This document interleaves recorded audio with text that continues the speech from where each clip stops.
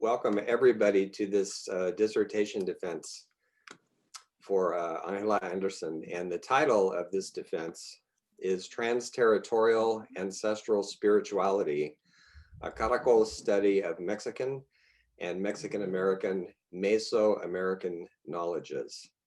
And I have the honor to be the chair of the dissertation committee. My name is Craig Chalquist, and I'm a core faculty member in East-West Psychology at the California Institute of Integral Studies. So what I'd like to do next is two things. The first one is I'd like to remind everybody to please mute yourself until the time comes to actually speak to one of us, just so that we can minimize background noise. And the second thing is I'd like the committee to introduce itself. So you know a little bit about who I am now. So Dr. Gloria, would you introduce yourself next, please?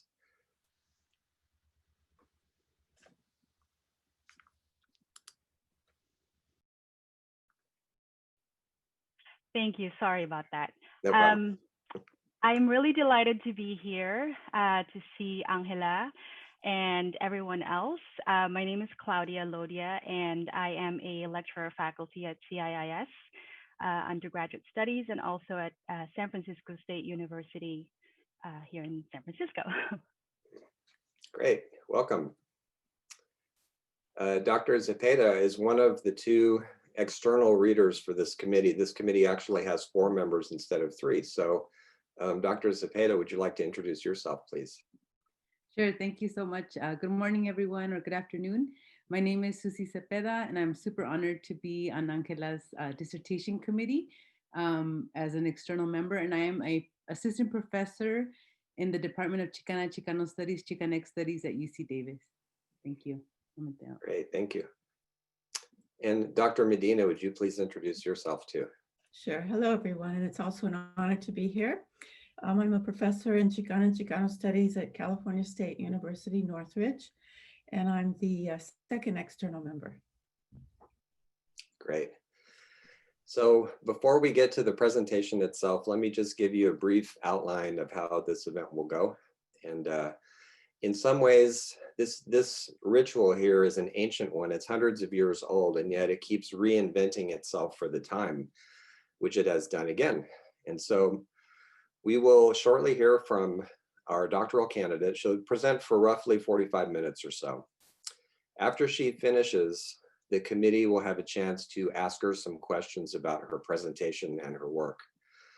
And then once we finish, we are going to go out of this Zoom space and confer by phone on a conference call. And that'll be an opportunity for the rest of you who are present here today to ask our candidate your own questions, so you can have some conversation while we're away. And then after that, after we confer, we will come back into this Zoom space and make our decision. So that is what we will do. And without further ado, Angela, the floor is yours. Great, thank you. So let me bring up my presentation, if I remember how to do this from yesterday.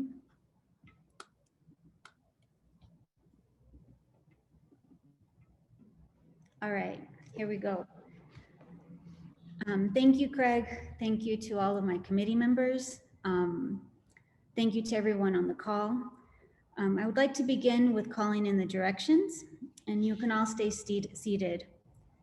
And I'm having the help of Susie Zepeda and of Ana Isabel Fernandez with calling in the directions. If you're sensitive to sound, it might be good to lower the volume a little bit, because I'm not sure how the sound will come across once we greet the directions. Ometeo. Rumbo de este. Saludamos donde sale el sol. Pedimos permiso al guardián Quetzalcóatl, our keeper of knowledges. And I give thanks to CIS and my teachers throughout this study and research as ceremony. Ofrendamos humo de copal. Ofrendamos el toque de huehue. Ofrendamos el toque de caracol. Ometeo. Rumbo de oeste. Saludamos donde descansa el sol. Pedimos permiso al lugar de las mujeres guerreras, lugar de Chipetoque. And I give thanks to the circles of women. Danza la Luna Xochimetzli and her growing circles, and especially my mother, Delia Guerrero Witt, for her strength and love. Te ofrendamos humo de copal, el toque de huehue, en el toque de caracol.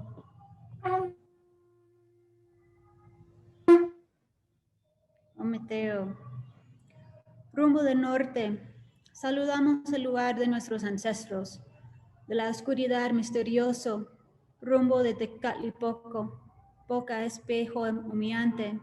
And I give thanks for all the struggles of uncertainty and for the lessons learned in missing our loved ones. I call upon the guidance of my abuelos, Maria and Joaquin Guerrero, and my padrino, Joaquin Guerrero Jr. Te ofrendamos humo de copal, toque de huehue y toque de caracol.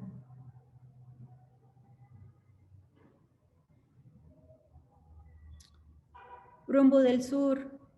Saludamos el rumbo de la energía de los niños, de los mensajeros, los guardianes del rumbo de Huitzilipochtli.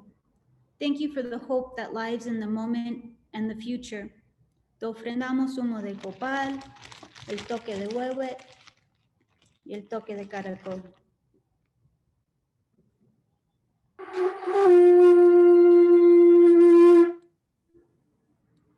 Rumbo ombligo de los cosmos. Saludamos a la Madre Padre Sol, Tonatiuh. Thank you for the abundance of life, the health of mind, body, and spirit as I offer this presentation.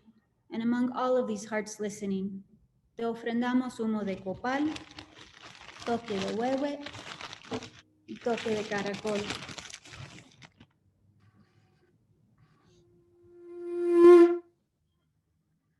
Rumbo a nuestra amada Madre Tierra, saludamos a todo aterrizando nuestro crecimiento para poder ver cosechas abundante y regenerativo por nuestras relaciones.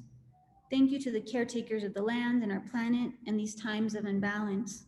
Te ofrendamos humo de copal, toque de huehue, el toque de caracol.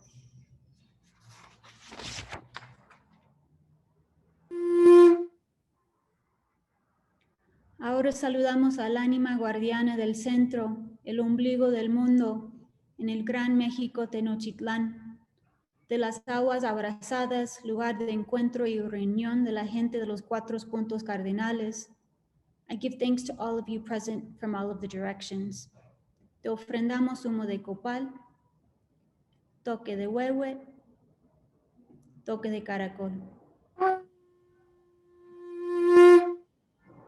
La sacamati, ometeo.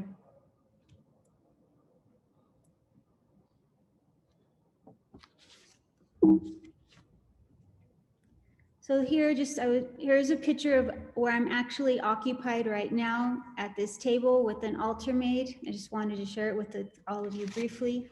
I'm very thankful for it, for holding space for me in these virtual times.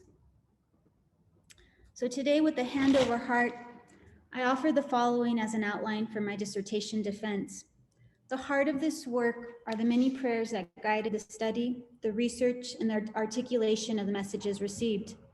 For the purposes of the defense, I will begin with an overview of the work, beginning with my story that supports the research questions underlying the overall study.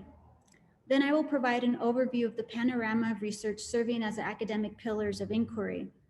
With that background in mind, I will share how I constructed the Caracol methodology, which is one of the key manifestations and offerings of this study. Then I will do my best to share the heart of this experience, the unfolding of the Caracol methodology. I will share how the testimonials of the 13 participants animated my reflection as a scholar practitioner and the formation of a transterritorial ancestral spirituality. I will close with the opportunities in light of the limitations of this present research. I will save the closing prayer after the questions and the palabra from the dissertation committee. I begin my dissertation with the quote from Rufo Anaya's book, Las Mi Última. He states, Every generation, every man is a part of his past. He cannot escape it, but he may reform the old materials, make something new. Ultima said to take life experiences and build strength from them, not weakness. Reading Bless Me Ultima was pivotal because I had just returned from Bolivia after 2 years of immersing myself in Andino cosmology and social political realities. I had a rupture in my self-worth where I could dissociate from the Roman Catholic Church, and I could begin to articulate and feel my desire to reclaim an earth-based ancestral spirituality. Ultima was the tipping point that gave me permission to plant the prayer and to encounter physical, psychological, and political territory to reclaim my worthiness and my ancestral spirituality. Upon returning to the US, naturally my spiritual and professional self began to deconstruct itself, beginning with the invitation to pray in a Lakota sweat lodge. Shortly after, a National Latina Leadership Program was the juncture that led me to my spiritual teacher, Abuela Rosa Tupina Yautonacuatli, which then unfolded my path in Native American and Mesoamerican ancestral spiritual knowing and practices. That was my prayer after reading Bless Me Ultima. Please open up my path to teachers and experiences to bring me back to home within myself and this place we occupy on earth. As many teachers always tell us, be careful what you ask for. The answered prayer turned my life and worldviews upside down. This dissertation was my refuge. The study coming full circle now is a work in progress of understanding what is happening and believing in who I am becoming and where I want to go. In light of what I was living, initially I created 2 broad, open-ended questions planning the study of Mexican and Mexican-American ancestral spirituality. These 2 questions expanded into 6 questions when translated into Spanish. The initial 2 questions in English first asked participants to describe their experiences of creating meaning through their Mesoamerican and or Native American spiritual practice. The second question aimed to understand how each participant's knowledge via their reclaiming of their ancestral spiritual ways was informing their healing and daily lives. The English questions were too broad, and when translated into Spanish for the majority of Spanish-speaking participants, unfolded into the following, which are on the slide. The questions sought simply to gather our stories, to listen to how each of us came into our spiritual path. How did we get there? How did we start learning our practices? How are these experiences teaching us and impacting our everyday lives? How were we sharing them with others? And how did we understand this, what we were living in relationship to ancestral knowledge? The questions are slightly repetitive to give each participant an opportunity to think about their ancestral spiritual experience and stories from different experiences. Each session was grounded by a modest altar because I had to travel to their homes, often with limited time, opened and closed with a prayer to the directions, and celebrated by some form of conviviality, a meal, hanging out, visiting a sacred site. These questions invited an opportunity to spend time with people in my spiritual community outside of our typical ceremonial convivial experiences. What unfolded are beautiful, powerful, and sentimental testimonials. These questions were an invitation for their testimonials to make up a living archive. The way of remembering marked one moment and will forever be changing as we grow, reflect, and share with others over time. So with these questions in mind, I had to do the work of creating a context for the study and the literature review. I call this the panorama. Like in this photo of Pinecrest Lake in the Miwok territory of California, the stretched image gives us the illusion of seeing the whole picture. However, the picture is not complete, and it cannot capture the magnitude of the lake as such as when you are there in person. So where do I begin? How do I choose what is important to understand in the study of Mexican and Mexican-American, Mesoamerican spiritual practice? I'm a transpersonal psychologist with a master's in public policy. Transpersonal psychology is not robust enough for me to take in the elements of Mexican and Mexican-American peoples, let alone Mesoamerican spiritual and mystical phenomenon. I was tempted to get lost in various fields of critical theory, but that would not do these communities and their stories justice either. Thankfully, I was hit with the epiphany of Gloria Anzaldua, Borderlands, duh. I will admit, I believe I created a dissonance to Anzaldua's work in the first iterations of my doctoral study. She is so revolutionary. Anzaldua really thinks for herself, and I was afraid to think for myself in this study. Those fears I confronted in the panorama of my literature review.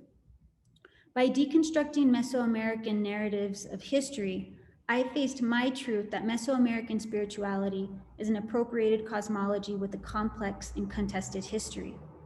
There is a constant struggle to reject the colonizer's history while also being attentive to the continuous struggle of indigenous and native peoples. The Mexica today are an embodiment of the silences of an erased and colonized history.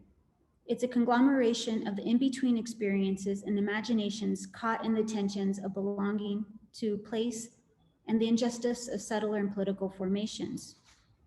Anzaldua's Borderlands provided a backdrop and terminology to narrate these contradictions and histories, which ultimately leads me to believe and contest the Mexica, our dominant understanding of Mesoamerica, are many things and could be many things. A scary and overwhelming position when I know so many in our communities seek truths that were dismembered within our ancestral lineages and memories, but also celebratory, especially when I think of Danza la Luna and so many more activations of our spirituality and knowing today. I provide more information to these decolonial contemporary activations of the Mexica so we are not weighed down in the dilemma and the traumas of judging our ancestral experiences today. By utilizing Anzaldua's epistemology of the 7 stages of conocimiento, I had a framework to position and critique transpersonal psychology. Like the mirror of the lake, Anzaldua ushers an epistemic shift that is inclusive of the experiences yet to be revealed among the diaspora and within the experiences of ancestral knowledge.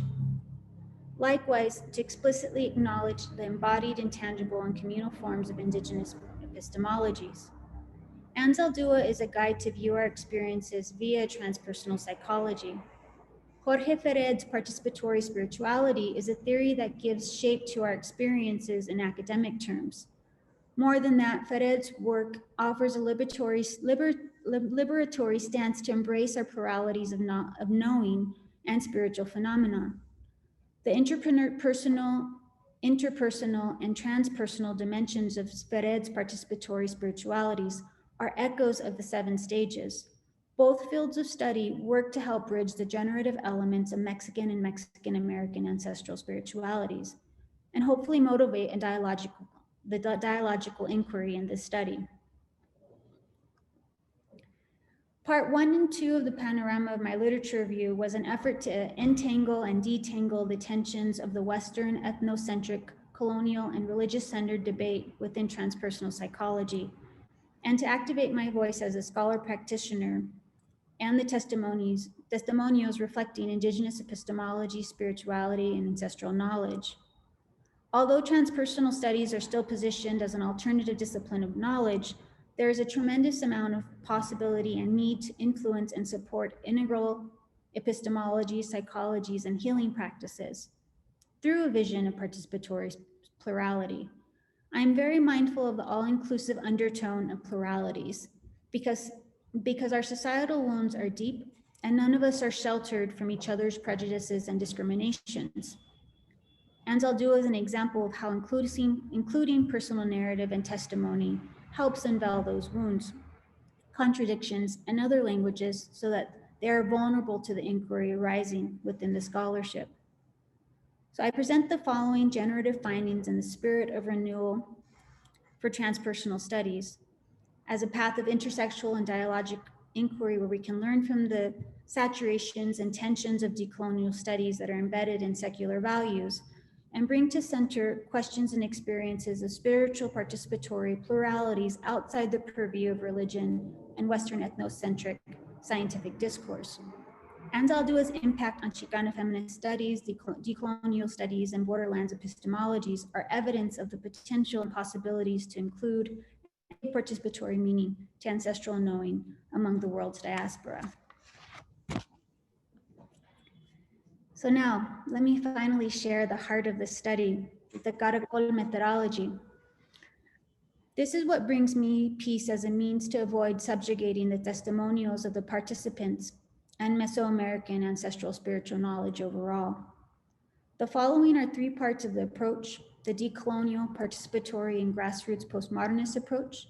And secondly, situating these testimonials as a polyphonic performance.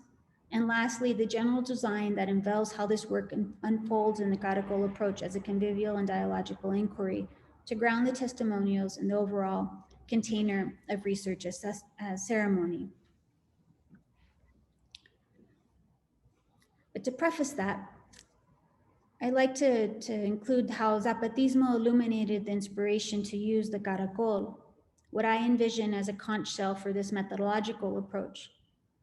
This quote Gustavo Usteva shared took my breath away because it captures my hope for this methodology. Let's read it. They say that they say that they said that the Caracol represents entering into the heart, that this is what the very first ones called knowledge.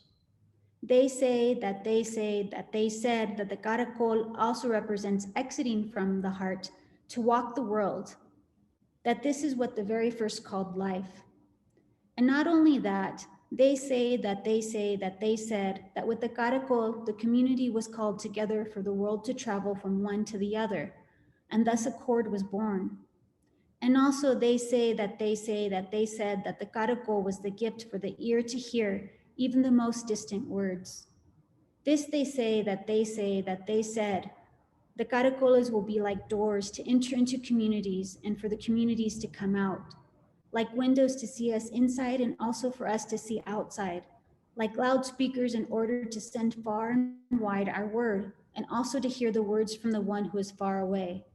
But most of all, they will remind us that we ought to keep watch and to check the uprightness of the worlds that populate the world. They said that they said that they said, there's dislocation and movement in the body, the world, travel, and how we interact.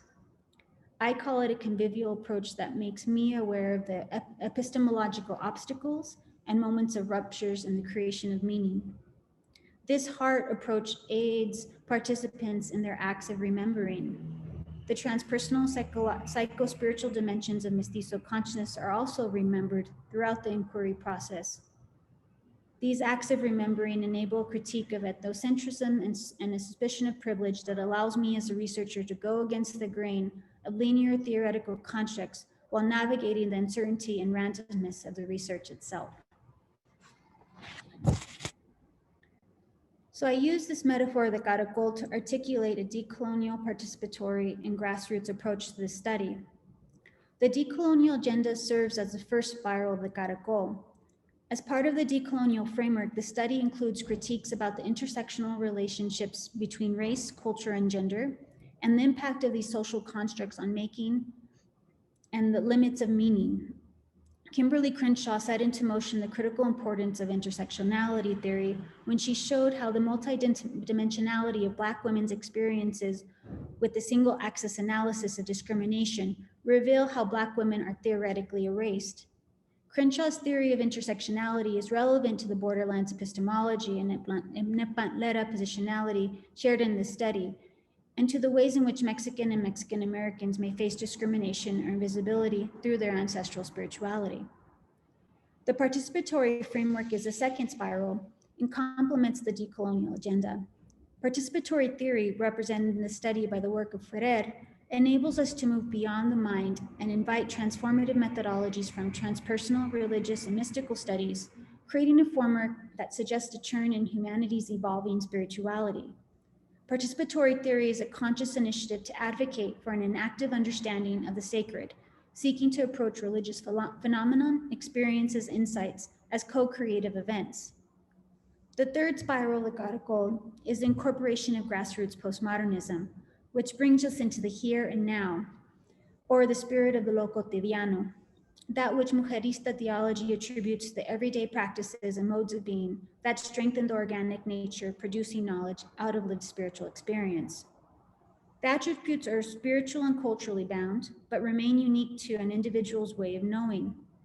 The grassroots postmodernist approach led by scholars such as Estela and Prakash, invite the Academy to turn to the spectrum of humanity who are learning from each other and explicitly liberating themselves from dominant ideologies. Are you able to start to see and feel it? I hope so. So although I was excited by the Caracol concept as a theoretical groundwork, something was missing. I knew the testimonial method grounded in Chicana Latina research methodology was good, but I needed it to be supported by another action that gave me confidence and trust to share the palabra of the participants. I reached out to a respected colleague, Romeo Guzman, who is a grassroots oral historian. He recommended Svetlana Alexkevich, a Belarusian documentarian literaturist who earned the 2015 Nobel Laureate in Literature. Spirit answered the call to my distress, and I'm forever grateful.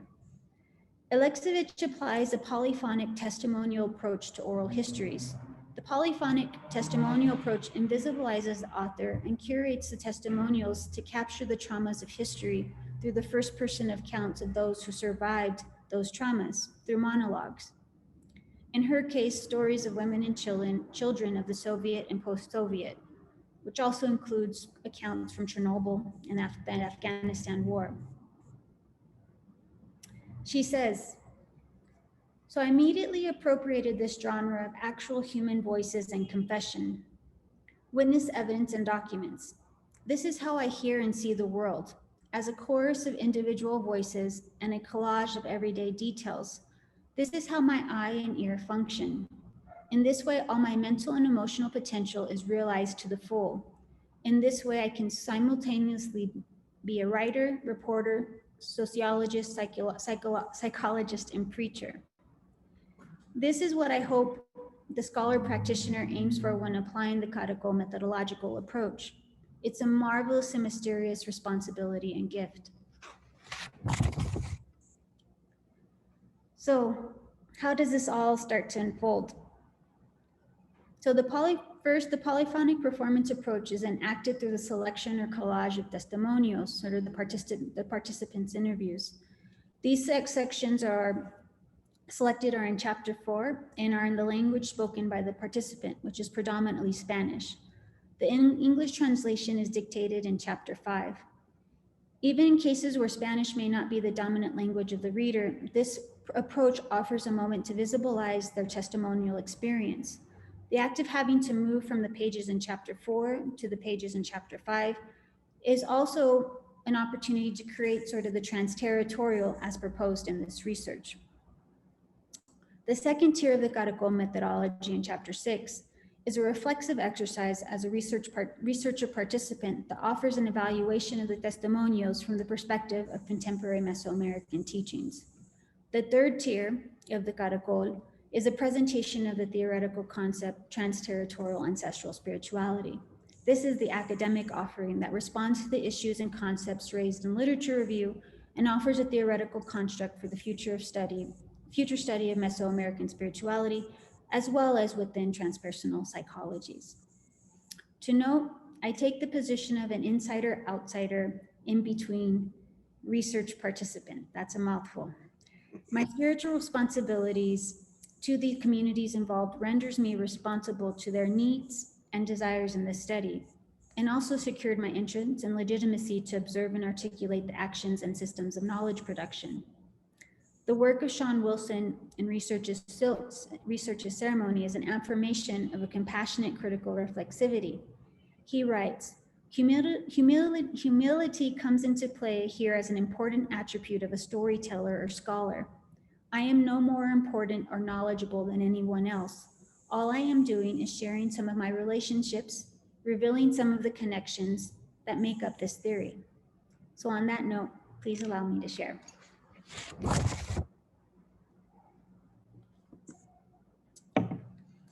All of the participants are members of my spiritual communities. The settings of our spiritual practices are diverse and extend across various territories in Mexico and the United States.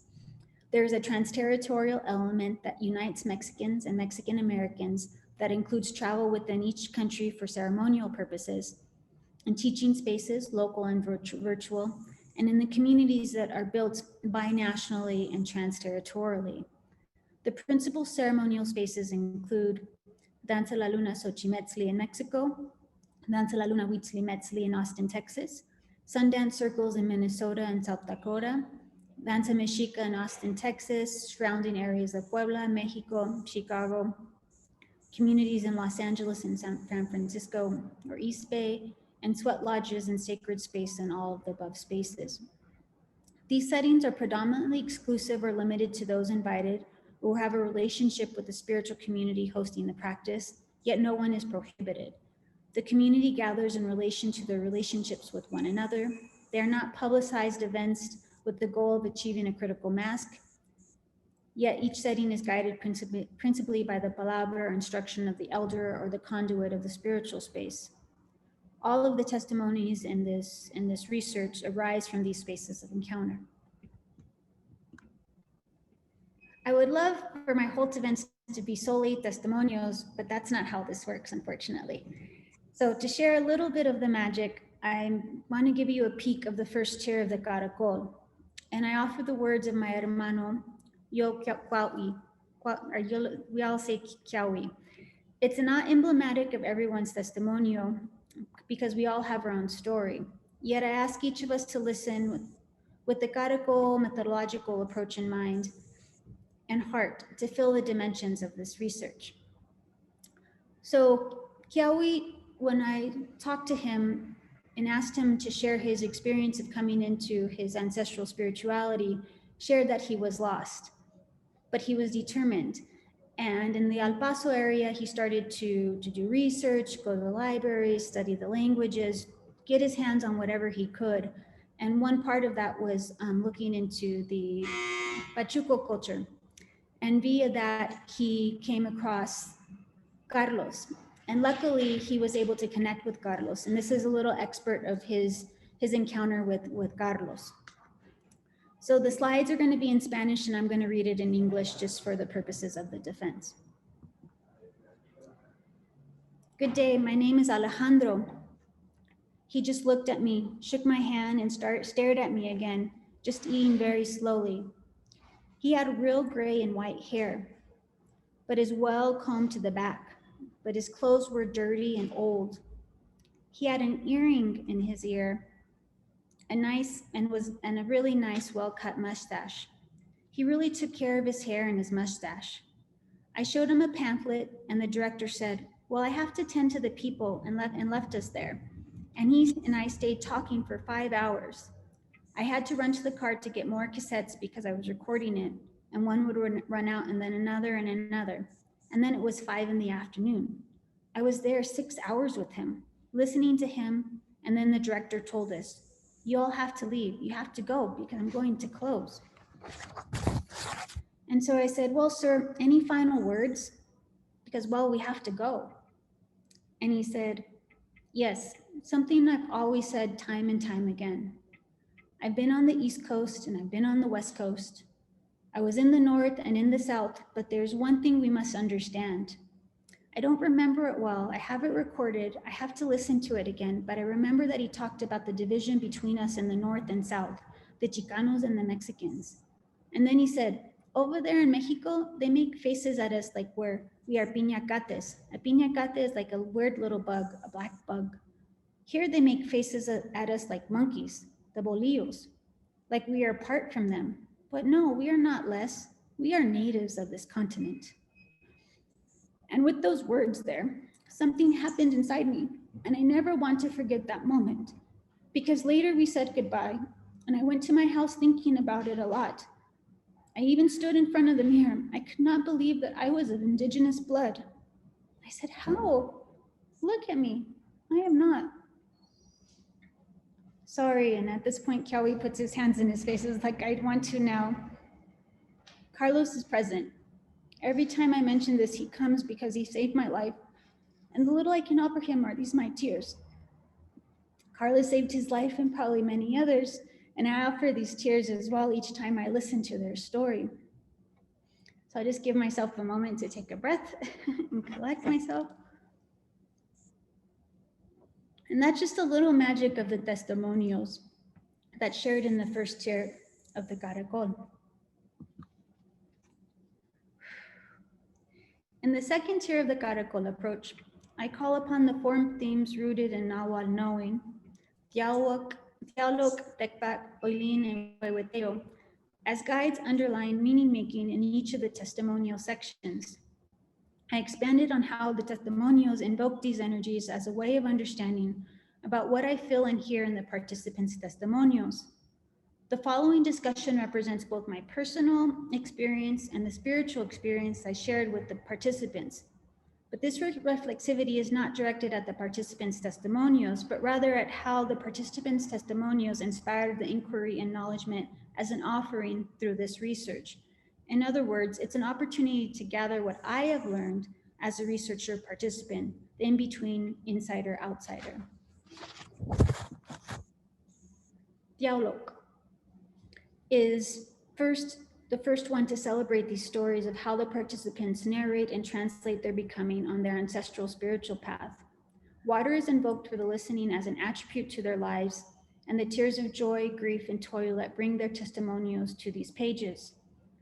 I felt many of the testimonials as water-breaking moments, where the water had been collecting or nurturing something for some time, and nothing can stop its coming forward.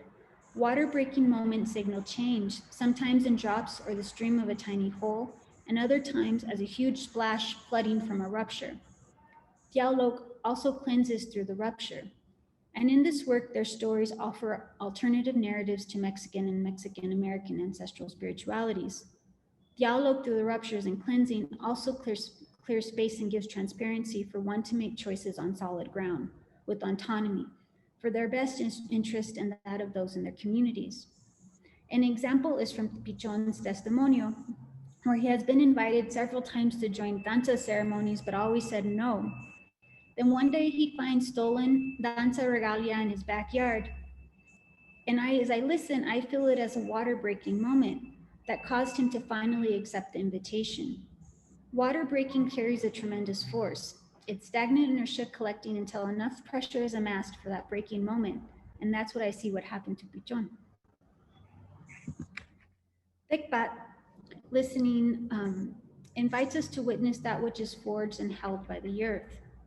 Tecpat is an obsidian crafted knife, and in the Mexica codices, it signifies one's strength to go within and to face the ego, the espejo minante, the smoky mirror. In some understandings, Tecpat is an energy that draws on the study and preparation for war or struggle. The participants asked how they reclaimed and developed their ancestral knowing and how these ways coincided with their daily lives and surroundings.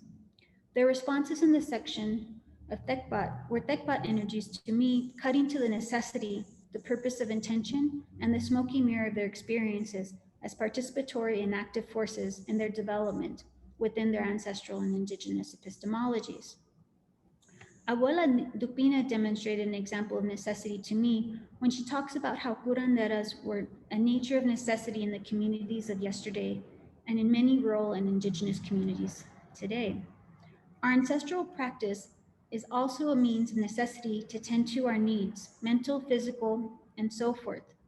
She states, pero es que todos somos curanderas de una forma o de otra. No hay nada místico. Es la necesidad que nos hace. All of us are curanderas in one way or another. There's nothing mystical. It's the necessity that makes us.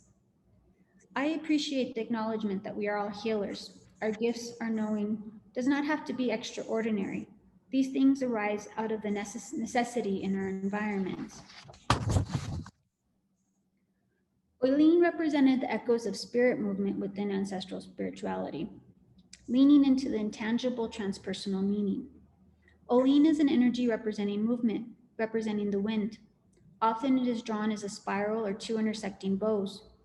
While listening to participants' palabras illustrating how reclaiming ancestral spirituality impacted their lives, I was flooded with images of movement, intangible winds dancing in diverse rhythms among them.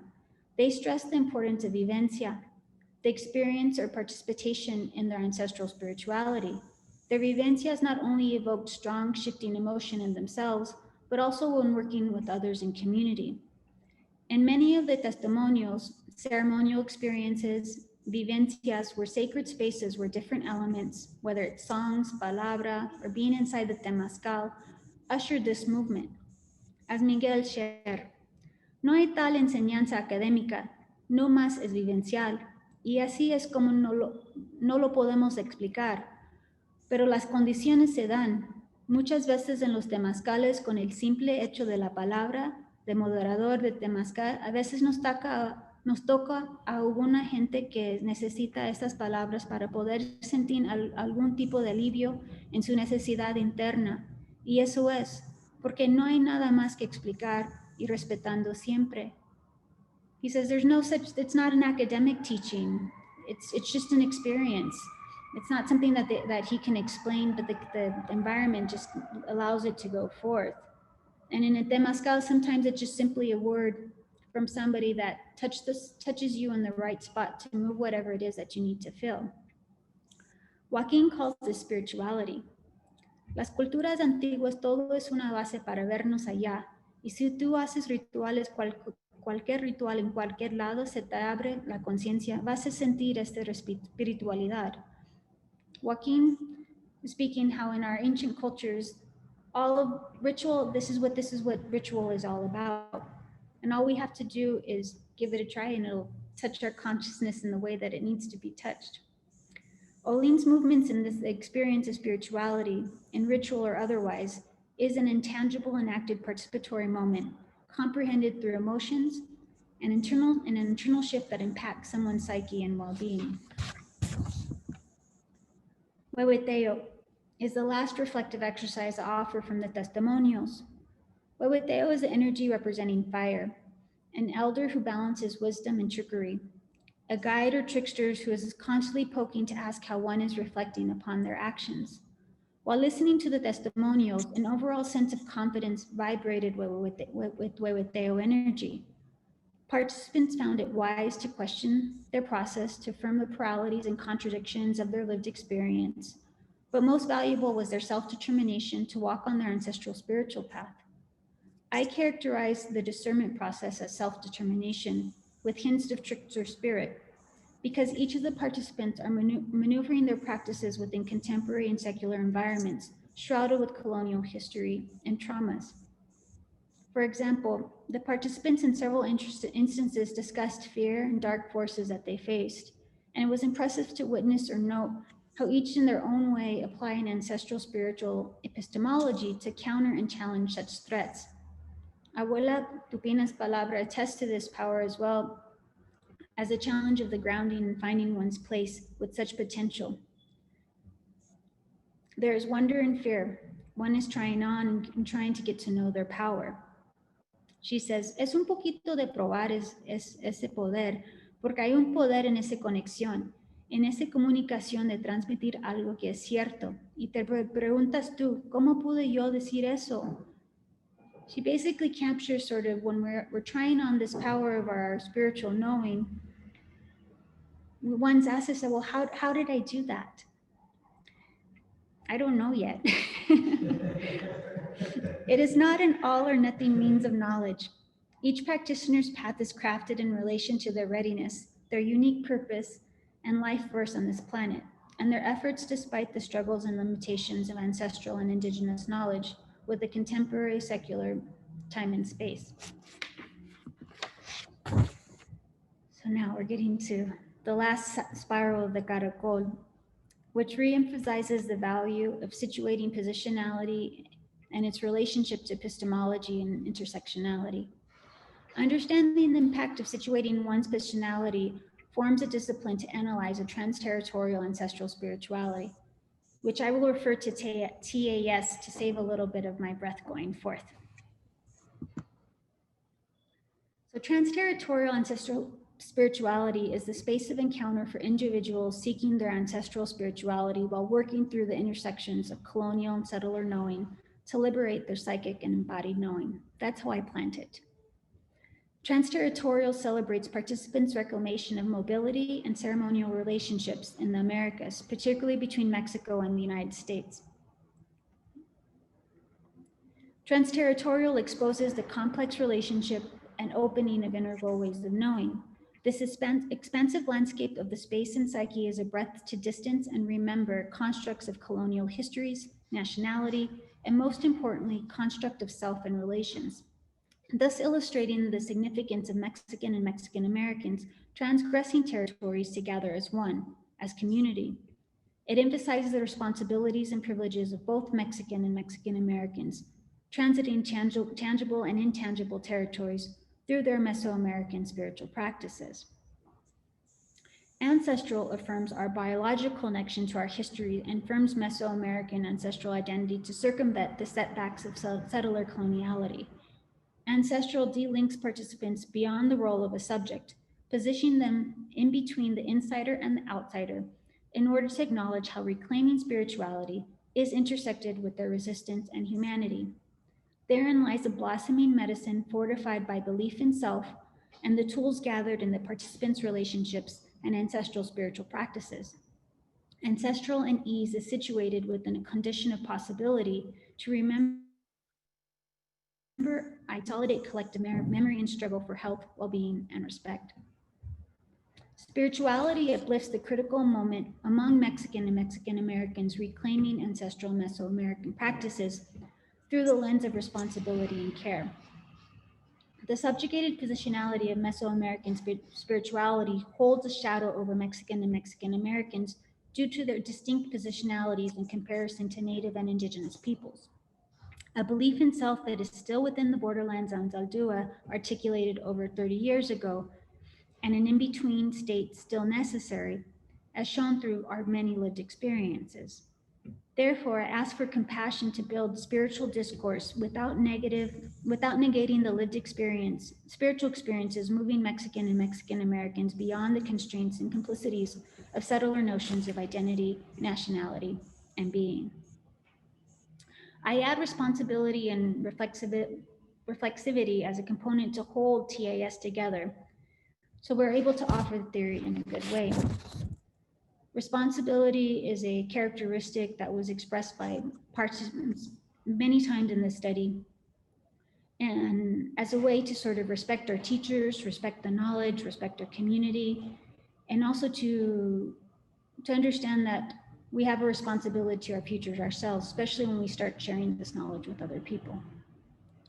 And reflexivity is a tool that facilitates our humility and allows each of us the opportunity to be in a constant state of learning, which I think these two things are very important because transterritorially, ancestrally, and spiritually, we're always changing because our memory is always changing. So why? TAS provides a foundation to understand the contradictions and celebrations of reclaiming a participatory Mesoamerican spirituality. There is not enough time to listen to more of the testimonies, but the testimonies involve traumas of identity, illness, and violence resulting from not belonging to settler states. Their lived experiences within reclaimed ancestral Mesoamerican spirituality demonstrated their resistance to secularity and modern customs that limit their healing and ability to thrive. When I saw this little girl in the picture at the Museum of Anthropology in Mexico City, this is when I feel the importance of having a transterritorial ancestral spirituality.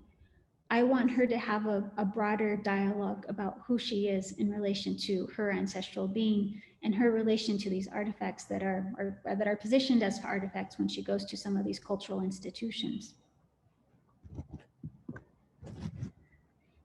Also, I think it's important that TAS is seen as an opportunity to expand and deepen our discussion of ancestral spiritualities in general.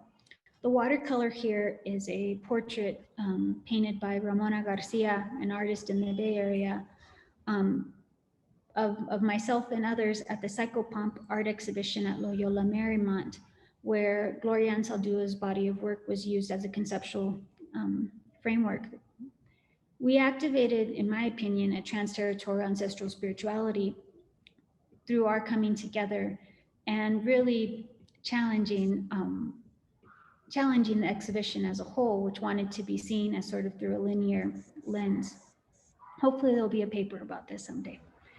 But by resituating sort of the 7 stages of conocimiento, TAS aims to honor and ease the criticisms of epistemological ruptures of reclaiming ancestral spirituality. Anzaldua was on the border, in the academy, and in between third world feminisms. Today we are in galleries, ceremonies all over the world, in health clinics and more. A TAS lens hopes to strengthen how we are reappropriating our ancestral knowledges via indigenous and ancestral epistemologies, so we can awaken contemporary healers and spiritual guides as means of restorative justice and community building.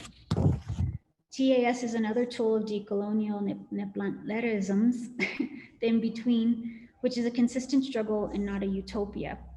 Our struggles are embodied in the present, even as it feeds the imaginations of our desired futurities, because our futures are at stake. If one is not asking how TAS is an ally to protect the lands, traditions, and autonomy of Native and Indigenous peoples, then one is acting to further the settler agenda. There's tremendous potential for intersectional, political, cultural, and social empowerment for all of our communities. TAS urges us to walk with Indigenous and Native communities with all that baggage that comes with decolonial actions of Nepantla.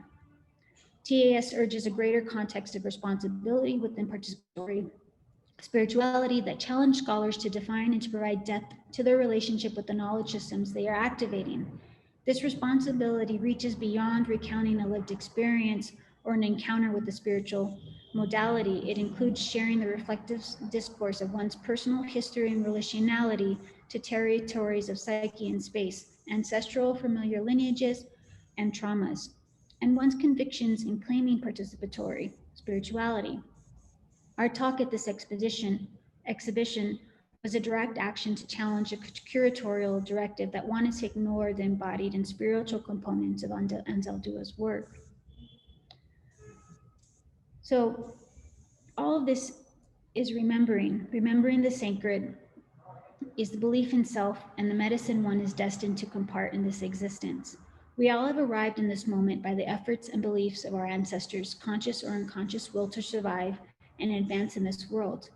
Life is delicate, and modernity continues to create pressures and systems that stifle and violently block our pluralities of knowing and means to survive.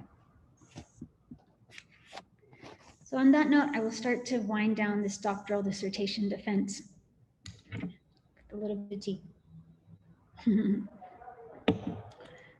Each of our lives are bestowed with a uniqueness, a story, and a purpose. The participants in this study use a transterritorial ancestral spirituality to reflect the Caracol within their travels, which are remembering their knowing to the past, to their communities of origin, and beyond. The strength of a transterritorial ancestral spirituality is its vulnerabilities.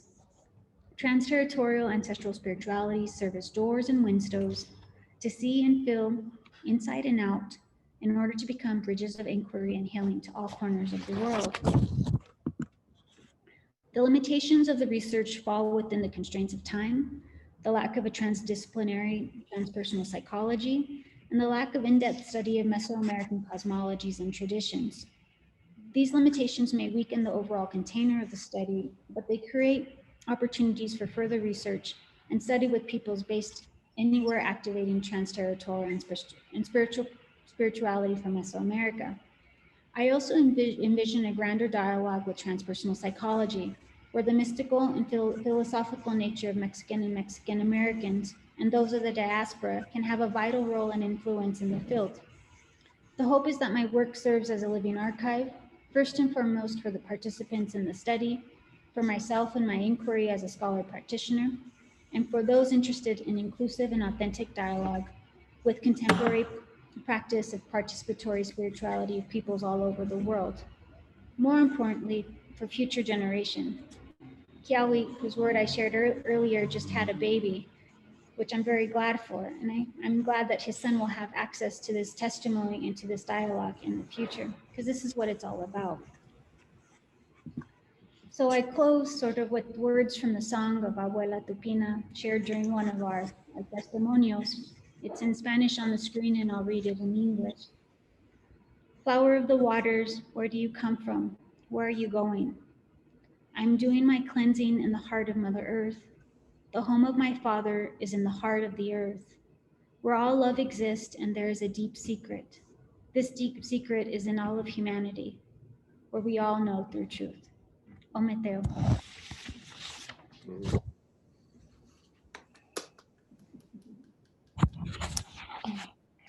Thank you so much for that and for your wonderful work. Thank you. All right. Our next phase here will be for the committee to pose some questions and then confer after that. So I think I'll go last. So Claudia, would you like to get us started? Do you have any questions for our doctoral candidate? Unmute myself. All right. My goodness. You know, when I read your dissertation, Angela, after reading it, I had a hard time thinking about what to ask, mainly because it felt like your dissertation to me was something that I needed to digest and really think about. And it to me, it's almost perfect. And so for me, it was hard to even question ideas that you put in there. But I do have questions, and I want to start by saying that, you know, you do a really great job deconstructing and sort of circumventing the colonial structure of history writing. And you do that by, and I'm going to quote Michel Trouillot, who is someone that you quote in your dissertation as well. You enter the scene before the historian, right? In a sense that you center the very testimonios of your participants. And you do that in your beautiful attempt to not to respond, and I quote, to Western ethnocentric, colonial, and religious-centered debates within transpersonal psychology, end quote. You do that by sort of rewriting or giving visibility to the processes and the spiritual container, right, of your participants. And you also write in a way that is mobilized or anchored in this wanting to reconnect to, and I quote, that which pulls us into life. And that's something that really stuck with me throughout the dissertation, reading it, that which pulls us into life, into being, into being born and remembering, which sort of brings me back to Abuela Tonamil. Is that how you say it? Tonalmi. She mentioned something about, you know, that when she is in ceremonies and rituals, that she does not need to cut through any book, right? That you need only yourself and in your ancestral memory. And so I think that this is where your proposition about the belief in self, that comes really alive for me. This transterritoriality that needs to be engaged, right? In order to, you said that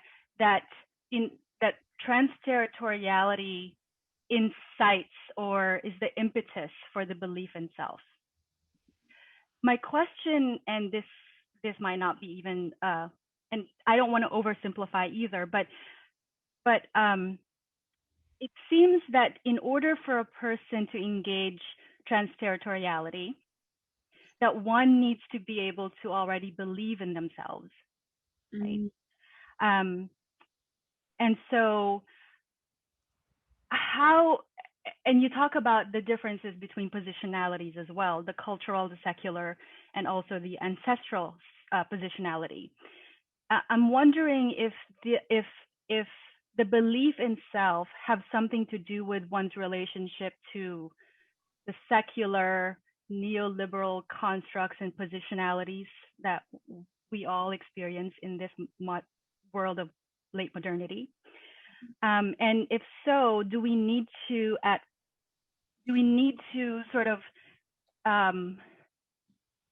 engage that positionality first before we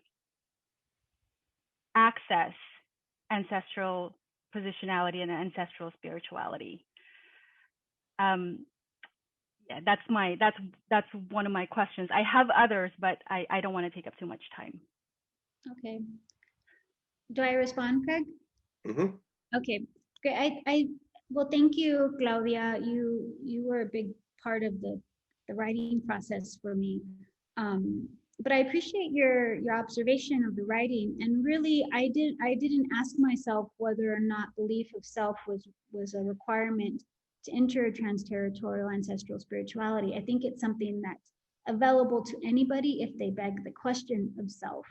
I think the issues or challenges, violences of a secular neoliberal colonial settler, however we want to name the element on that's restricting our expression and understanding itself, are transterritorial elements that can be activated within a transterritorial ancestral spirituality. And again, transterritorial, I try to break away from this concept of land, something of a material space, and really invoke a psychic, spiritual, nonlinear sort of spaces of knowing that allows us to get beyond what people tell us.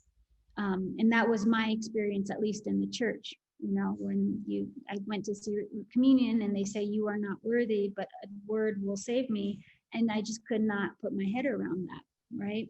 And it took, in my experience, from a transterritorial experience of going to Bolivia, living in Andino cosmology, and then something mystical or spiritual phenomena happening to me at the same time, to reawaken, who am I? And what is my self-worth? Because I wasn't feeling it anymore. I don't know if that answers your question. Yes, it does. It does. Thank you. Claudia, follow-up question, or are you good? No, I'm okay. I can ask Angela later. Okay. Lara, would you like to pose a question or two?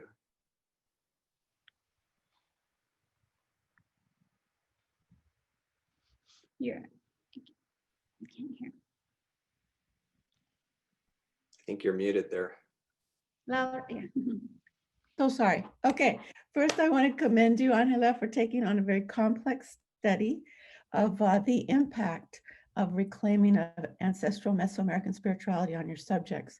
But I think it goes much beyond that, because I think it really validates for all of us who are participating in such a spirituality, in reclaiming our ancestral knowledge. And so I see the long range impact of your study as really lifting up our experience and who we are as Indigenous peoples of this continent. So thank you for that. Thank you for all your work. I'm really interested in how you ultimately focus on what you call characteristics that come out of this transit at TAS, which is responsibility and reflexivity. And I see those actually as values, which again, emerge from participating in TAS and living by its worldview. And I think, as you know, in my own work on Chicanx, Latinx, Indigenous spirituality, I think it's really important for us to ultimately name the values of what happens to us, the values that we begin to live by, which ultimately is a worldview. And so my question is simply, besides responsibility and reflexivity, which are huge values, do you think there's any more values you could add to that, to those after, really listening to your subjects and being a scholar practitioner yourself? Just what other values would you want to add? Wow, there's too many. And I think the value, I appreciate that. I think it's interesting you call them how I don't know if I struggled, but I try to frame it responsibility and reflexivity as characteristics or more as sort of actions that we need to take, that I think even within responsibility and reflexivity, there are a lot more values that would probably have to be articulated.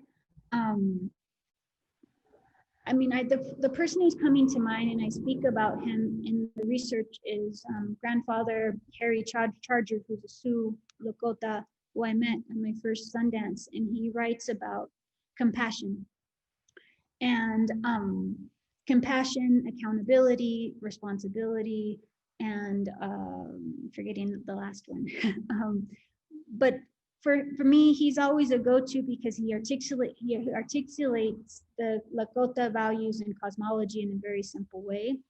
And they're simple ways for me to understand sort of how I am enacting my practice with myself and with others. So compassion, I think, is one that I lean on a little bit in the study, just so that we're not always judging ourselves. I think it's often within our ancestral contemporary experiences, we want to create these utopias, and if there's no way that we can live up to them. And so I think compassion is really important. Another value I think is, respect, where we're able to respect one another, listen to one another. And a lot of these values, I think, come first and foremost with the self, because as somebody who's a student who, these are really phenomenal experiences that we're having with our teachers or in a ceremony, we can often sometimes elevate people where there's a fear or a, you don't want to offend. And so I think a lot of the work of determining what our values are has to lie within ourselves, and hopefully there are larger conversations with our communities of practice as well. But it's hard for me to sort of articulate, because I think that's what I struggled with most in the dissertation, is I didn't want to ascribe values based on the words, because I think those are conversations that we have to have with one another. And so I think that's why I'm having a hard time answering your question. But I imagine if you and I were to sit down over cafecito or prayer, we would come up with a list of things based on the experiences that we both have had via our own caminos. Tolerance, I think, is a value. Last year at Danza la Luna with Metzli, we worked on the prayer of confronting racism. And so acceptance, but also intolerance of racist practices and ideologies, I think, are values that go beyond just sort of the feel-good stuff that we talk about sometimes, but actually reflect the real things that are happening in our circles and one another. Mm-hmm. All right, great, thank you. Mhm. Adelante. Yes. Lara, any other questions? No, I'm glad you raised up compassion and respeto, and did you say intolerance or tolerance? Both the tolerance and intolerance. Okay. Yeah, no, that's great. So thank you very much. I'm good. Any questions? I don't have any more. Dr. Cepeda. Thank you so much, Craig, for opening it up for me to offer. And thank you, Angela, for your presentation. That was beautiful. I really appreciated so many of the images that you shared with us, as well as the way that you even did your outline in that circular form. I really think that you're helping us or lifting up sort of how do we move out of that linear thinking that happens so much in academia, and really starting to think about bringing in that ancestry, even in the representation of our methodologies, our thinking, right? So I just want to honor you for that, for being that scholar practitioner that Lara spoke about, and really activating that in your delivery and in your writing. And I think for me, what really captivated me when I read your dissertation, and also hearing you speak and share, and just sort of how it moves the spirit to hear you know, the songs that came in the interviews, the words that came, and how all of that brings tears. And I really want to ask you if you could share with us how, you know, you spoke about having sort of this tension in collecting collecting is a funny word, but in gathering the testimonios, right? And sort of that energy of, you know, what does it mean to document an oral history, and really wanting it to be more of a sacred experience, more of an experience that really honored the people who were sharing. And you spoke about really going to this place of learning to listen deeper. And to me, I felt that, oh, that's like listening from the heart and without judgment, but more of like being present for that person to share. And so I wanted to ask you if you could share with us, how did you prepare to listen that way? And almost asking you also, is that a practice that maybe we can take on in our everyday practices, right? When we meet people or when we're listening to people.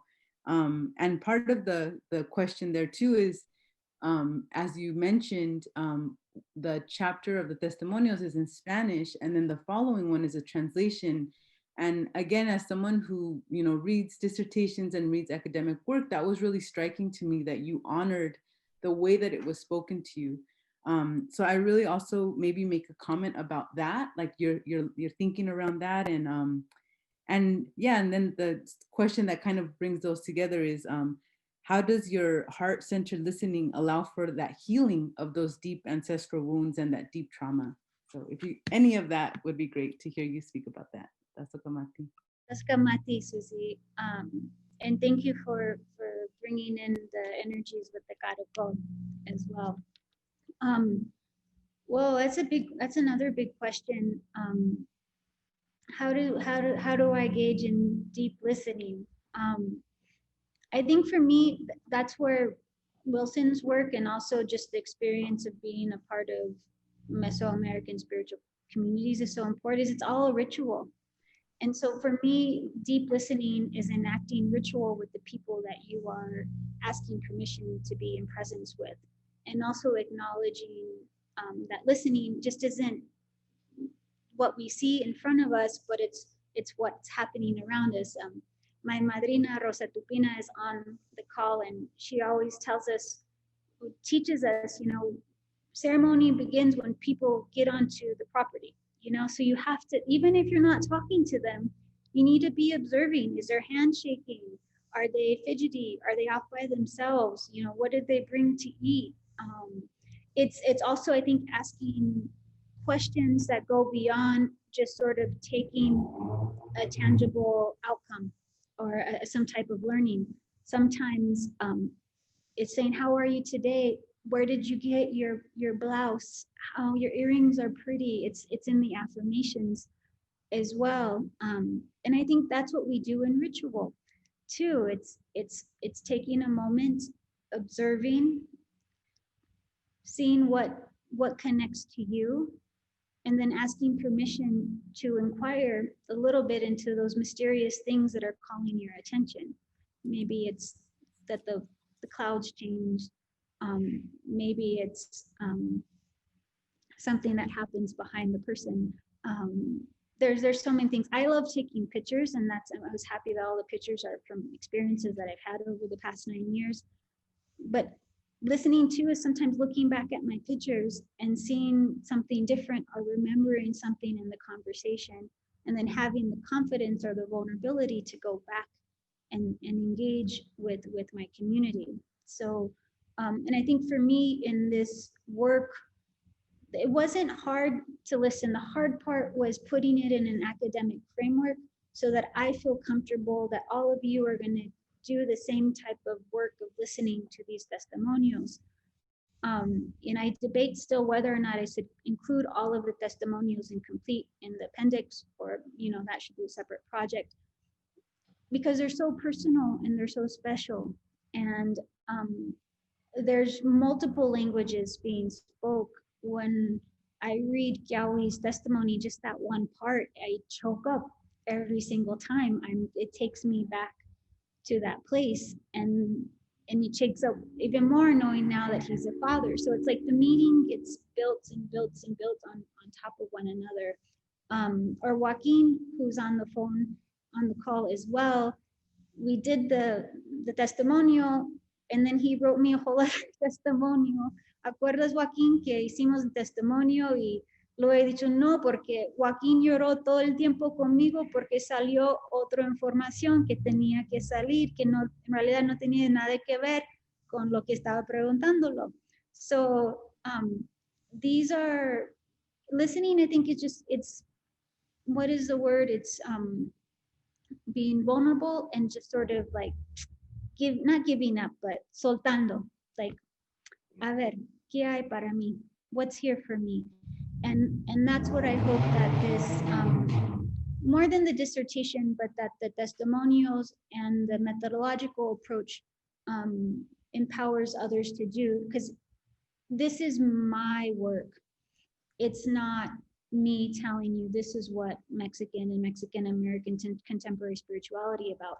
I hope my work helps you all think about what Mexican contemporary spirituality is to you, whether you're Mexican or not Mexican, because it's important to all of us, in my opinion.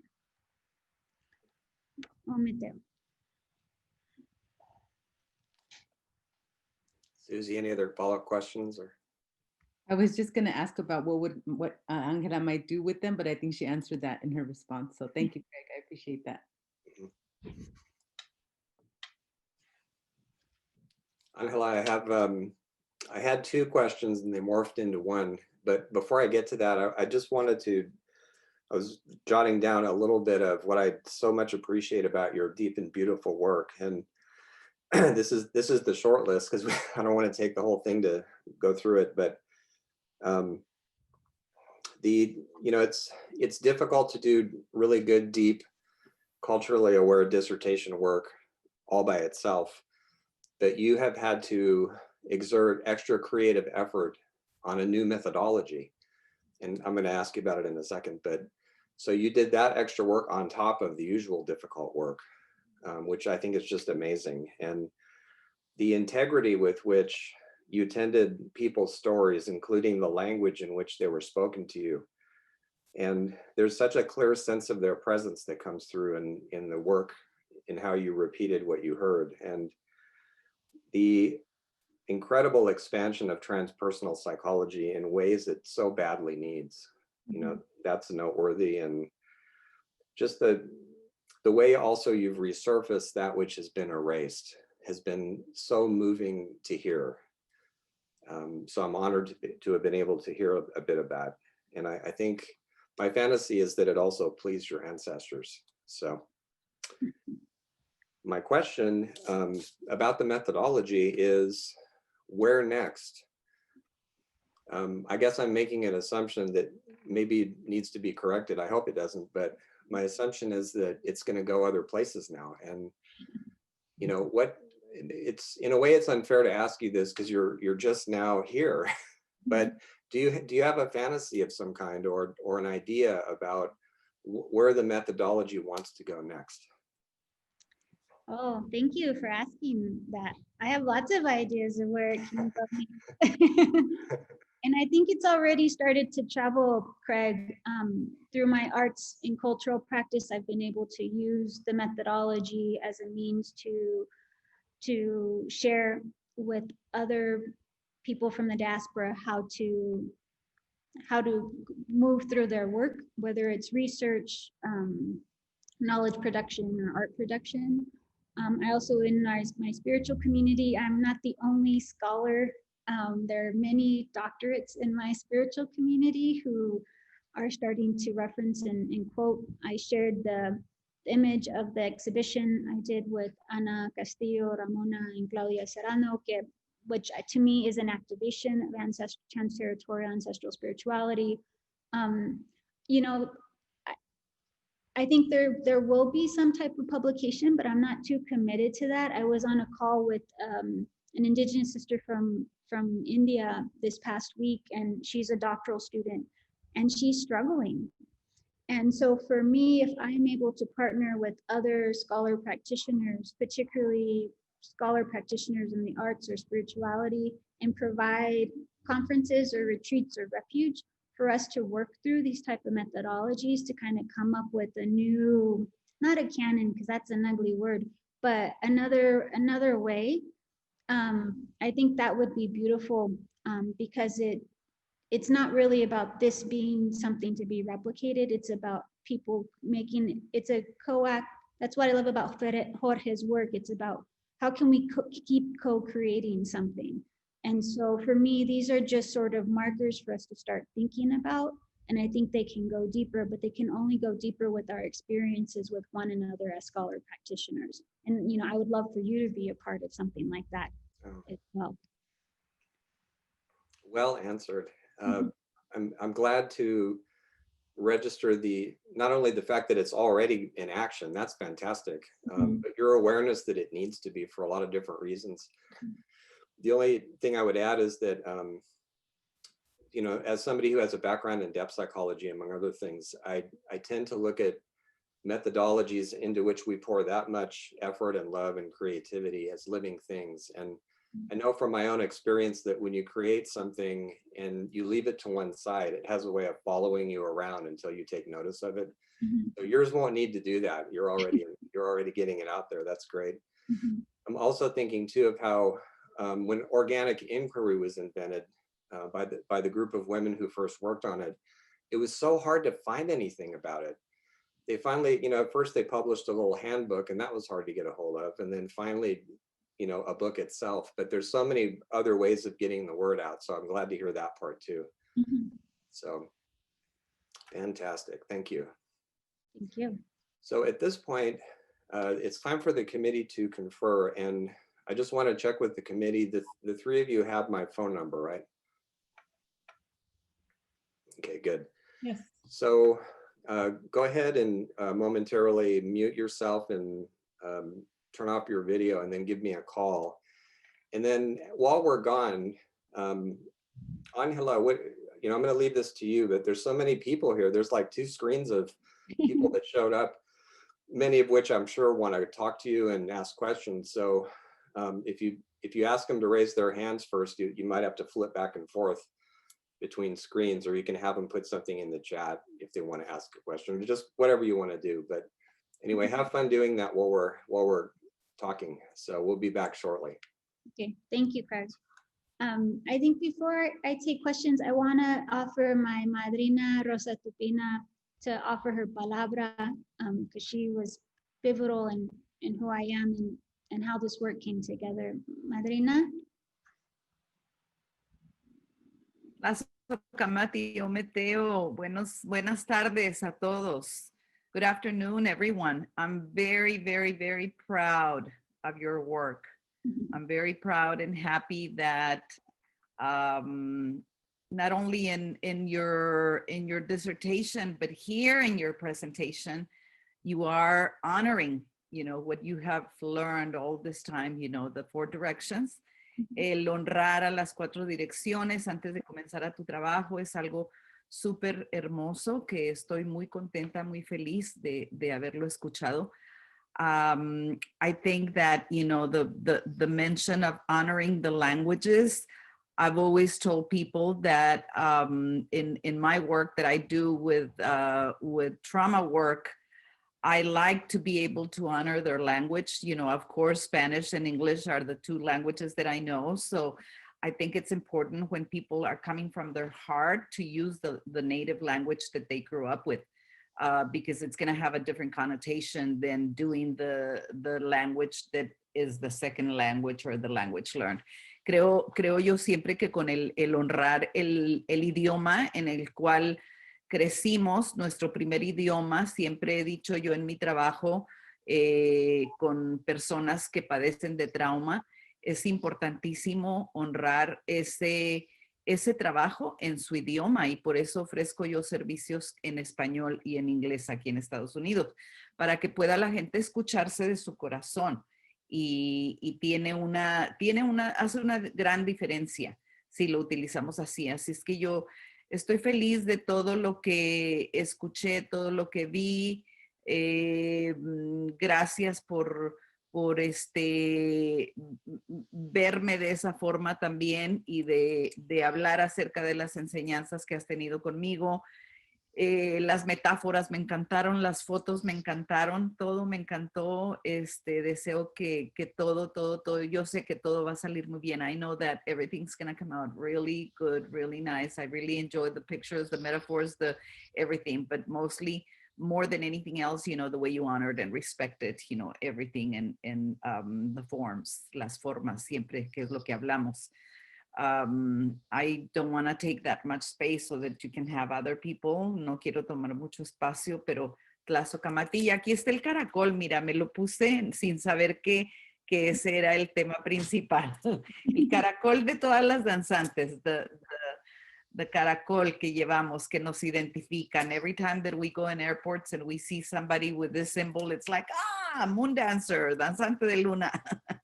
Así es que gracias, Tlazocamati, o Meteo. Thank you. Gracias, Madrina. So I'm going to do something daring. And if you want to ask a question, just unmute yourself and we'll see what happens because I can't see everybody all at once. Or offer something, it doesn't have to be a question. Si alguien quiere preguntar algo, pues por favor puedes quitar el mute y ofrecerlo. Abuelo, Tata Rafael quiere preguntar algo.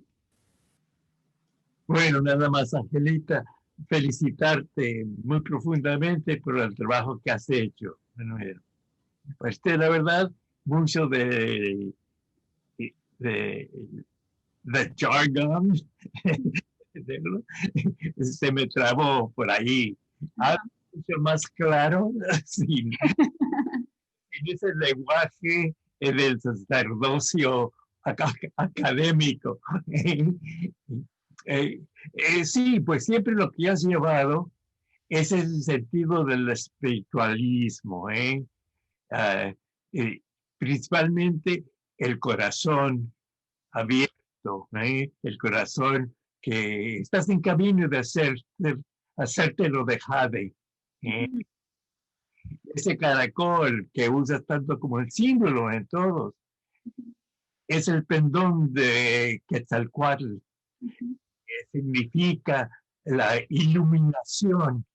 Y como lo dices tú en tus palabras, es ese movimiento hacia el centro y hacia afuera.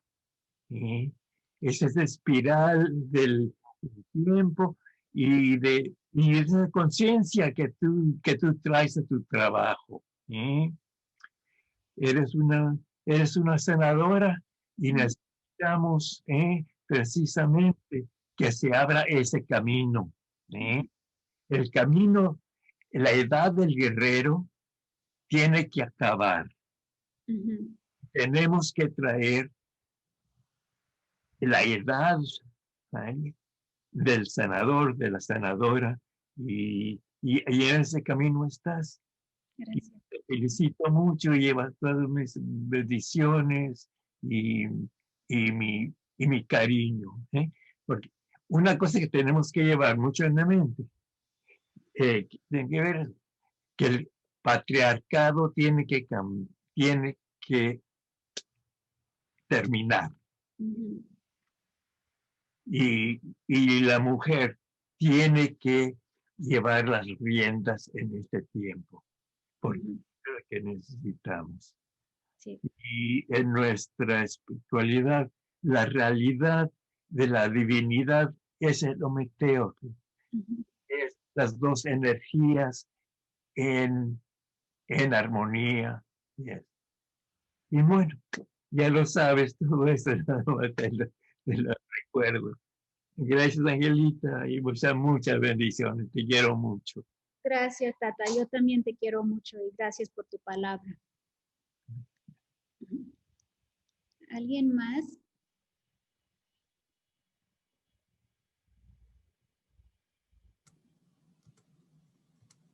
Pueden hablar nada más y no tienen que ser una pregunta, pueden compartir tu palabra. You can share whatever. Sí. Hola, me voy a atrever a hablar porque he tenido el honor de caminar contigo a través de todo este proceso y realmente siento mucho orgullo de ti, siento mucha emoción con todo lo que has compartido. Tengo varias, no sé, contribuciones, ¿verdad? O sea, la primera es decir que ya tu teoría está viajando. Por ejemplo, te pedí el permiso de poder usar este concepto del Transterritorial Ancestral Spirituality para hablar de los movimientos de los boricuas, los taínos, ¿verdad? A través del espacio. Los taínos, por definición, somos transterritorial porque somos de varias islas. Nos movemos a través del agua. Muchas de nosotras estamos en comunidades mexicas y en comunidades lakota y estamos siempre construyendo comunidad. Entonces, ya ese concepto ya lo hemos citado en un artículo que hicimos Ala y yo, que escribimos acerca de la transterritorialidad ecológica boricua.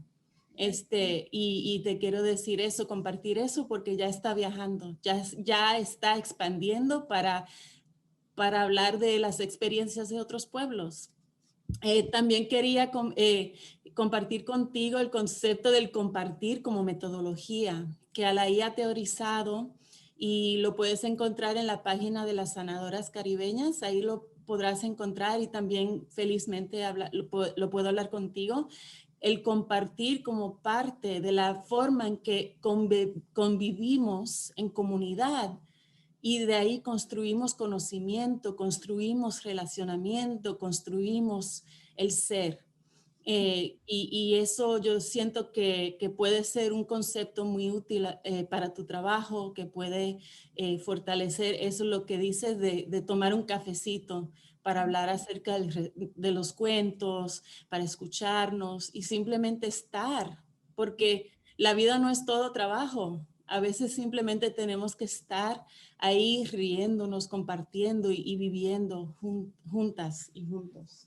Y lo último es el concepto de dismembering, y lo voy a decir en inglés porque lo hablaste en inglés y me sale así. Dismembering, when you were at the beginning of your presentation, it really, that space of dismembering, remembering as that beautiful and powerful space of Goyoshauki, that beautiful and powerful space of the reorganization of memory and power. And, it really struck me when you were talking about, just entering into the Caracol as this moment of dismembering and remembering. And so I just wanted to point out that that's something I really heard in what you were saying. So I thank you so much. It's so beautiful. Congratulations. So proud of you. No, la Sukamati, Ana, Lara, and Alai. What's Alai's academic name? Or Alai Reyes Santos. Reyes Santos. Write that down and look up their literature. And Craig, it's an answer to your question of how the work is already going forward. And also, I think a response to Tata Rafael's comment too about how we need healers. And I think we can't underestimate the value of academic inquiry, particularly now in this time, as healing work as well. And so I think for me, having to enter the academy, go through the doctoral process, although I fought with it often internally with myself, there was a lot of healing for myself and hopefully for my peers, for our department, and for future academic work. And so I just wanted to say that, but thank you. There's a lot of healers on this call, so. Yeah. So your committee has returned, and it's our unanimous opinion that you have successfully defended your dissertation. Congratulations, Dr. Anderson. Hey. Well done. Well done. We are also impressed. Right on, right on. Oh, and we have a final piece of homework for you, and that's to keep in mind the possibility about publishing your work outside of academia as well as inside. Just keep going, but you get a break first, so. Well, thank you very much. I just, I'm appreciative of this committee because it took on different formations throughout the nine years I was trying to complete this work. I want to acknowledge Manolo Callahan, who was a committee member, Sandra Pacheco, who was a committee member at one point, and Jorge Ferrer, who was my principal committee member for a while and had to, life happens and things change. But I'm very happy to have the four of you a part of this very special moment for me, a sacred moment in many ways. And so I take your approval of my work as a prayer to move forward. And so Lasa Kamati, my hand over heart to each of you. And yeah, we'll see what the future holds. I have too many peers on the line who will hold me accountable to all of this. That's right. You got many witnesses who all heard you commit to it. So that's great. Yes. Congratulations, Doctor. Yes. Felicidades, Angela. Gracias. Well, just because we have so many people on the call, I don't want to, before I do my closing prayer, if anybody has a last palabra that they'd like to share, because there's so much beautiful knowledge present, I open that invitation. And if not, I'll start to close this ceremony of dissertation defense. Felicidades. Ay, gracias, hermana. Extraño. Please come to Chicago soon. We all miss you. Oh, I hope so. Sister Angela, so happy to be here with you. So happy to witness your brilliance and the beautiful offering. As my dance sister, as my moon sister, we'll never forget meeting you as an artist and circle together, and then your sharing of the moon tea with my sun dance sisters as well. And so just loving you and just so honored to see you as Doctor today. Peace and love to you from the Black Hoop representing here for you. Thank you.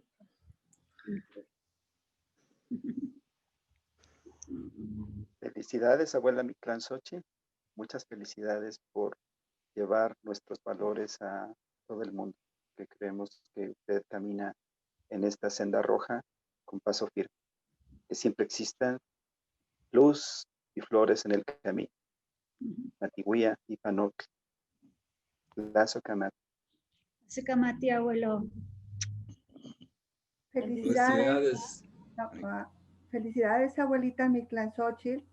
Es un honor escucharte. Es un gusto saber que tu corazón conectado siempre nos entrega cosas bellas, porque así es como en el camino nos has enseñado tú. Tu andar conectado al corazón enseña mucho. Y hoy nos has dejado una gran enseñanza. Honro, respeto y admiro tu camino y deseo que este sea de flores y de muchas bendiciones. Muchas felicidades, Lazo Kamati. Kamati, abuela Chu. Felicidades, ahijada, abuela, doctora, amiga, hermana, Ángela Mictlanxóchitl Anderson. Doctora Anderson, creo que este año vas a recordar siempre que hay un ejemplo del desmembramiento como Coyolxauhqui. You're going to remember this year particularly because there's a dismembering also of, Coyolxauhqui present in our moon dance. Huitzilmezcli cannot do the full-blown, full moon dance like we are usually doing every year. We have to dismember and go to different places. And you yourself, who usually is here with me for this moon dance, your role is to be that part, that piece, just like Coyolxauhqui se desmembra y se va para los diferentes rumbos.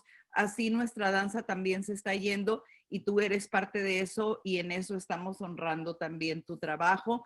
Tu trabajo se va a desmembrar así de esa manera, se va a ir por diferentes rumbos y luego se va a volver a juntar. Your work also will dismember and will go to different places and then come back. That's the Coyolxauhqui acting in you. Lazo Kamati, felicidades, mija. Ometeo. Angela, I have to leave the call, but I just want to heartily congratulate you again on your deep, brilliant work. So I'll be in touch soon. So please go celebrate. Thank you, Craig. Take care. I see there's Benito, my dear, dear friend, who is my Notre Dame mentor. Thanks to Benito, I was able to go to Bolivia in the first place and reconnect with indigenous spirit. Benito, would you like to say anything? Bueno, He's a remarkable scholar as well. ¿me escuchas? No, ¿sí? Ujú. Bueno, quiero felicitarte. Conozco tu trayectoria, tu visión, tantos años enfocados sobre el espíritu del mundo indígena en América y sobre todo en México. Hemos compartido mucho en Bolivia. Y es un honor de estar presente, de poder escuchar tu presentación tan hermosa, inspiradora, profunda, tan rigurosa, tan bien expresado. A mí ha conmovido mucho y voy a gozar mucho de la lectura cuando ya tengo tiempo para meter en el texto. Gracias, Ángel. A ti, Benito, muchísimas gracias. You are a gran semilla, Benito. If it wasn't for you, I wouldn't have been able to go to Bolivia and to go back to Bolivia. So, gracias. Bueno, premio es mío también ahora, ¿no? Sí. Abuela, doctora, felicidades on this incredible accomplishment. We're here with you, and also it's good to know that some good things come from Notre Dame. You and me sharing that root, that one small root in our journey, and it's wonderful that we connected again here in this circle. Wishing you the best and any support that we can give you along the way. Felicidades. It was truly ceremony to hear you and to be a part of this. There's so much emotion flowing throughout all of us, and we're grateful, and we will be definitely using your frameworks with the Institute of Chicanic Psychology to continue to spread your work toward the wellness of our people. Ometeo. Ometeo.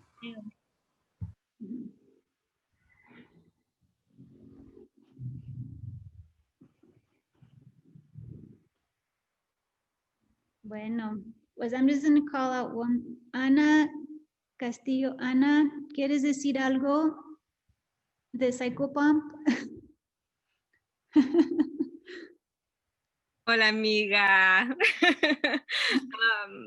Igual, bastante emoción. It just like, I'm just like showered in excitement for you. And it's just the energy, the life that you're bringing. And I know that it's been years. And thank you for affirming this spiral of life. And we are so caught up in the linear, and this year was just like, we can't live like that. And back when we did the Psychopomp, the art exhibition, I thought to myself, like, okay, next year I'm either gonna commit to Sundance or I'm gonna go to Mexico with Angela and commit to Moondance.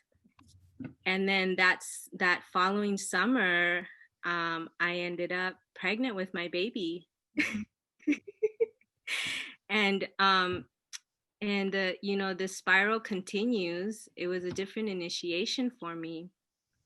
And I'm reflecting as well in the ability to be witness to, your presentation, your defense of a dissertation.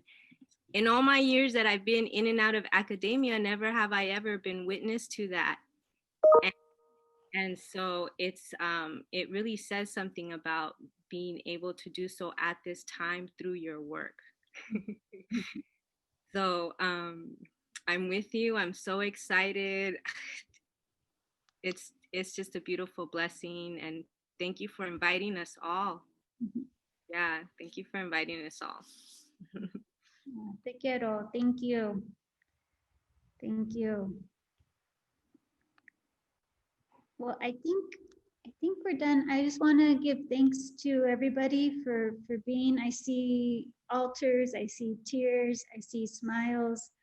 The work I'm always happy to talk more about the work and to share it. And I think for me too, this is a call that we have to start either recording or writing our stories.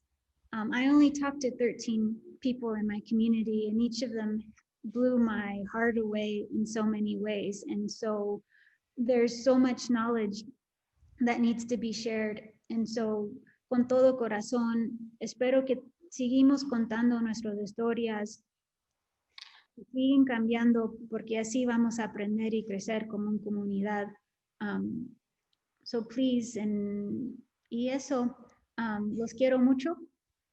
Doy gracias a todos los espíritus que están presentes, a los ánimas, pues a los guardianes de los sagrados lugares donde estamos ocupando ahora en este momento, a mis papás, a Delia y Michael y mi papá Dennis y Uli, por estar presente, a mis hermanas, mis sobrinos, pues por todos los tiempos, todas las cosas acá, que ha cambiado en estos 9 años, también acordando el padre Bab y padre Roberto y Modredón, perdón, de Notre Dame, que ya están en el otro lado, pero que son, pues siempre me han apoyado.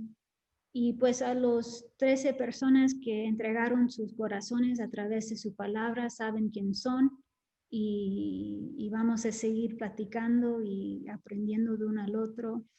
Y pues eso, como más que nada, como la madrina dice, que la universidad no está allá en la institución, es entre nosotros, y pues que seguimos caminando y aprendiendo con uno al otro, y los quiero mucho.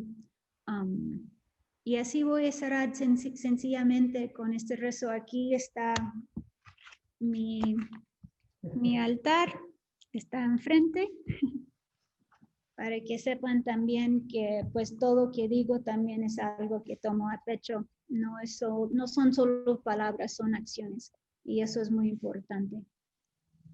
Pues así a todos, pues los quiero y no sé qué decir más.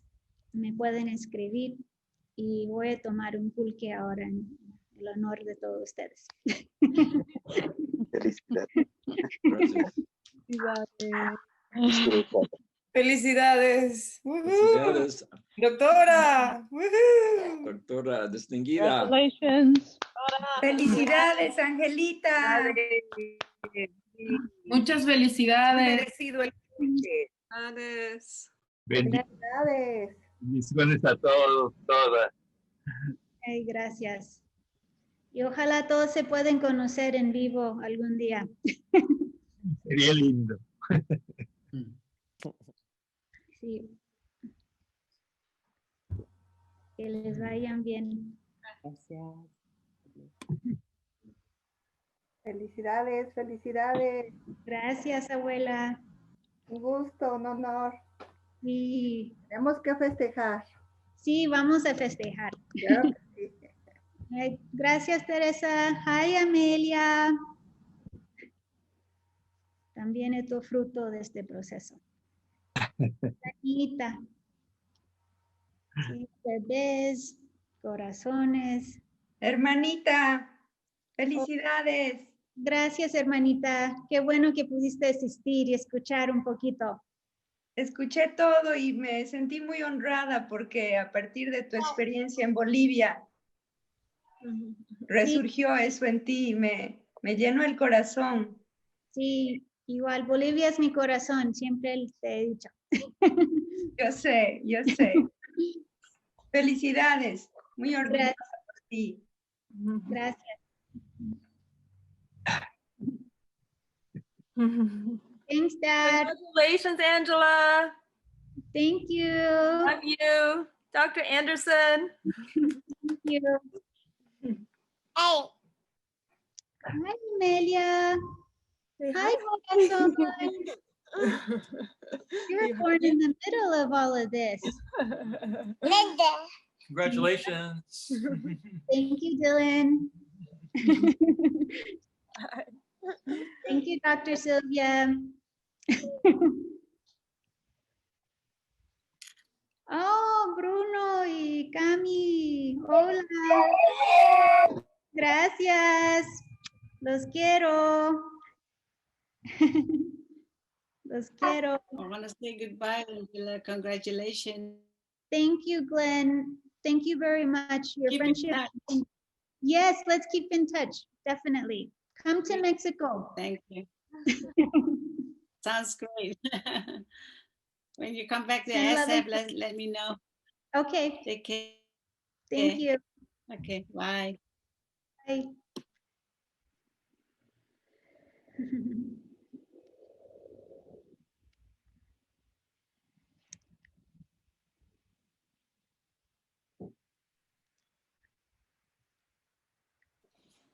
Hi, Angela. Congratulations. Thank you, Stefan, for all of your Lovely. help. Thank you so much. It was really wonderful to participate in it, and I learned a lot from participating. I will be in touch about all the paperwork and all of that stuff. Take your time. Okay. And as soon as the recording is rendered, I'll get in touch with you, and I'll put you in touch with Jonathan, and then you can let him know what you want to do with the recording. Okay. You got everybody's well wishes. I think that you should definitely save it. Yeah, I just want to copy the chat, because there was an incredible conversation, I think, happening on the chat. I should also receive a copy of the chat, but if you can copy it from there, then that's perfect. I'm going to take pictures of it.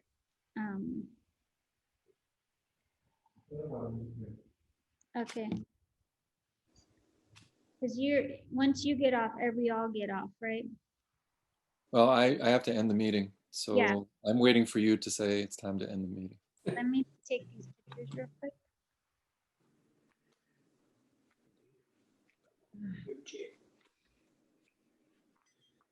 Congratulations, Angela. Thank you, Oli. Congratulations, Dr. Anderson. Thank you, Dad. Still love you, though.